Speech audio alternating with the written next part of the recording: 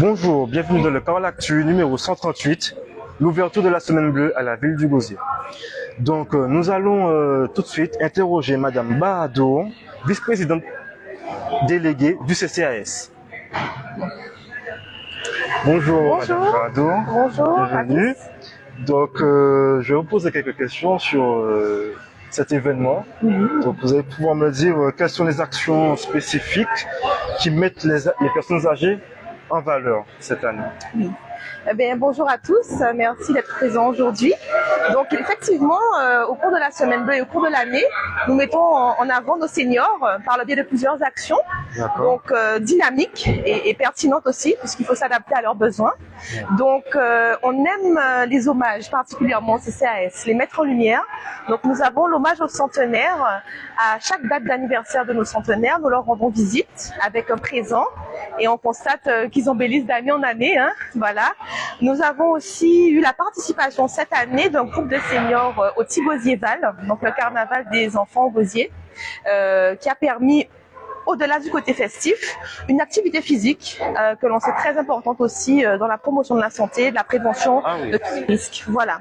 Et au niveau du CCAS spécifiquement, il y a plusieurs actions qui sont mises en place de solidarité, donc avec des fois différents partenaires qu'on a, qui interviennent sur place ou délocalisés, donc où on fait participer nos seniors sur différents thèmes, sur des conférences ou des débats, sur différentes thématiques, comme je disais, comme l'intergénérationnel, la place des seniors dans la société, le quotidien et leurs difficultés. Donc, outre les actions pour les personnes démunies, on va dire, voilà, nous avons pas mal d'actions où on peut les faire participer, où on les met en lumière et puis voilà, on les attend. Mais dites-moi, comment mesurez-vous en fait l'efficacité de vos actions sur le terrain, le rayonnement de vos actions?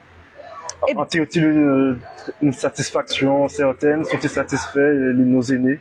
Oui, la plupart de nos aînés sont satisfaits puisqu'ils reviennent participer à nos ateliers.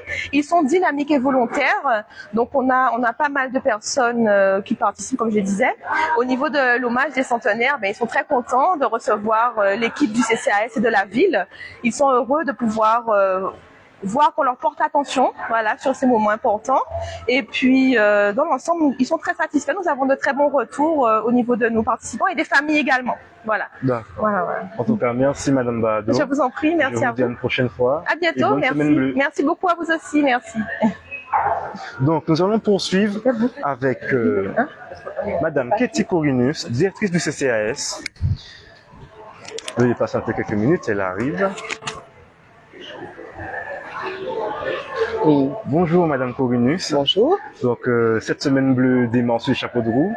Oui. Donc pouvez-vous nous dire quels sont les événements, programmes et même les événements spécifiques qui sont dédiés à nos aînés ici sur le Gosier? Oui, la Semaine Bleue étant une semaine dédiée aux personnes âgées et personnes handicapées, mais c'est surtout une semaine qui permet de mettre en valeur ces personnes, mais surtout de faire de l'information au niveau du tout public, concernant leur vie, leur environnement, leurs besoins, leur savoir-faire aussi, sur leurs capacités. Et c'est une manière aussi d'inviter les personnes âgées à contribuer à cette semaine, soit en venant, en participant aux actions qui sont mises en place, soit en proposant elles-mêmes ou alors en mettant en valeur sur le territoire des actions qu'elles comptent mettre en place.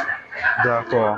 Donc pour cette semaine, nous avons concocté un programme qui est d'une part autour de l'information, comme ce matin sur la prévention des chutes, prévention des risques avec une conférence, mais également des partenaires tenant des stands d'information. Ensuite, une partie intergénérationnelle avec des ateliers culinaires où personnes âgées et jeunes vont pouvoir concocter un petit menu au lycée hôtelier. Et ça a lieu quand? Alors ça aura lieu donc mercredi 5. Le mercredi 4, pardon. Le mercredi 4 octobre au lycée hôtelier. Par ailleurs, nous avons également le traditionnel déjeuner dansant avec les personnes âgées ce jeudi après-midi de 12h à 18h ici même. Et donc vendredi, nous allons rentrer dans des choses un petit peu plus énergiques avec une marche intergénérationnelle avec des personnes âgées, des jeunes, mais aussi des enfants d'école primaire du Gosier. D'accord. Pouvez-vous nous dire comment se déclinent les partenariats avec les différents acteurs sociaux du territoire? Comment vous collaborez? Vous arrivez à mettre les actions en place? Alors les partenariats sont de deux sortes. Soit ce sont des partenaires associatifs ou institutionnels qui nous interpellent sur une action qu'ils veulent partager avec le CCAS. Ou alors c'est le CCAS qui interpelle un partenaire dans sa compétence de manière à ce que nous puissions élargir notre compétence et par conséquent élargir aussi la réponse au public. Donc ce sont des conventions, ce sont des partenariats ponctuels, des conventions, des associations lors d'actions, des participations communes, comme ce matin où nous sommes en partenariat avec l'ACA. Donc pour cette matinée d'information. D'accord. Donc ça vous permet aussi d'innover chaque année sur les événements, les services proposés, les animations proposées. La transversalité et le partenariat, la transversalité, nous l'avons aussi entre services même de la ville. Nous travaillons aussi avec d'autres directions sur certaines actions et nous travaillons aussi avec des partenaires du territoire. Pour effectivement approfondir nos actions, les diversifier. C'est également une manière aussi d'optimisation du budget. Oui. En fait, c'est faire ensemble pour aller plus loin et pour faire mieux. D'accord. En tout cas, merci Madame Corinus pour cette action et je vous dis bonne semaine bleue à vous aussi. Donc j'en profite pour inviter nombreux la population à venir. Nous sommes là jusqu'à 13h sur cette matinée d'ouverture de la semaine bleue. Il y a certes la conférence, mais il y a aussi des partenaires qui tiennent des stands d'information et d'éducation à la santé. Donc venez nombreux. Il ne pleut plus pour l'instant, mais entre deux gouttes, vous allez voir, ce sera super. Merci Madame Corinus et bonne journée à vous. Donc nous allons continuer avec l'agenda du jour. Donc terre de jeu. Donc inscrivez-vous au semi-marathon international des îles de Guadeloupe ce samedi 7 octobre à Saint-François. Votre inscription vous permettra d'avoir une chance de gagner un dossard par tirage au sort pour participer à au marathon de Paris, au marathon pour tous prévu à Paris en 2024. Cet événement propose une expérience olympique unique avec des parcours de marathon de 10 km adaptés à tous. Plus de 2000 participants sont prévus à cet événement.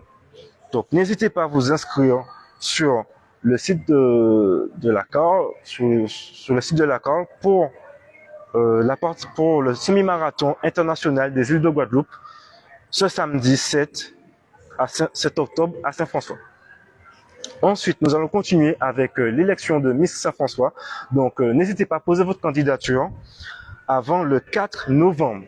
Donc, les critères d'inscription, c'est de résider à Saint-François, d'être âgé entre 16 à 21 ans, mesurer au moins 1,70 m et pas de tatouage imposant ni piercing. Donc, pour tout cela, vous pouvez vous informer au numéro suivant 05 90 91 92 75. Donc, merci, ce sera tout pour aujourd'hui dans le Car L'Actu, au cœur de notre territoire. À bientôt.